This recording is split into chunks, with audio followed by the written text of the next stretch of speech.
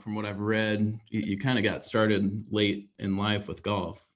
So talk about that a little bit.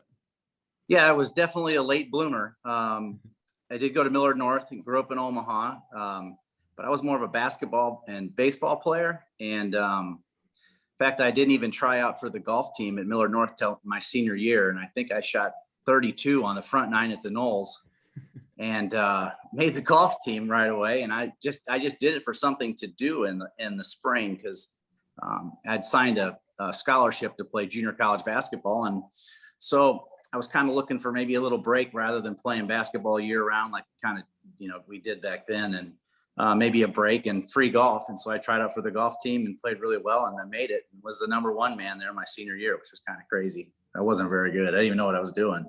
In fact, I remember our first tournament was at Beatrice Country Club. And, I just went out and played. I don't know what I shot, 80 or something probably, and handed my scorecard in at the end of the round. And, and I'm playing with all the other one players from prep or West Side. These guys they're great players, played their whole lives. Well, the lady says, I need 2 signatures on that scorecard. And I said, well, who else do you want to sign it? And she said, who kept it? I said, I kept it. So that's how I started off. She's like, well, you're supposed to exchange scorecards. Well, apparently the other 2 guys in my group exchanged, but I didn't exchange. So we had to have a little meeting and get things together. But yeah, I was clueless. So it took me a while. And then as college went on, I got a little bit better every year.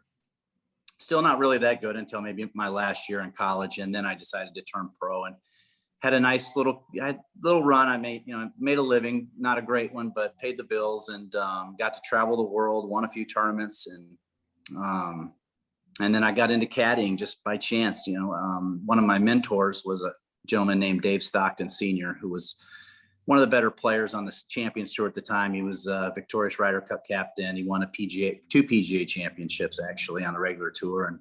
And he just called me in 2003. I was in Las Vegas playing in a tournament. He just called and said, how you playing? I said, I'm good. I'm in the last group tomorrow. It's the final day. And he said, oh. And I said, well, why you sound sad? He said, well, he goes, I was going to ask you if you'd consider coming and caddying for me, but it doesn't sound like you want to. And I said, I'll be there next week. That sounds like fun. And I'd never really even considered caddying before. And sure enough, the next week I went to Savannah, Georgia, and started my caddying career. And maybe the first 4 or 5 years, I would maybe caddy 20 events and play 20 events. And then after that, the yardage book business started to grow, and I couldn't do all of them, but I could still caddy and do the yardage books.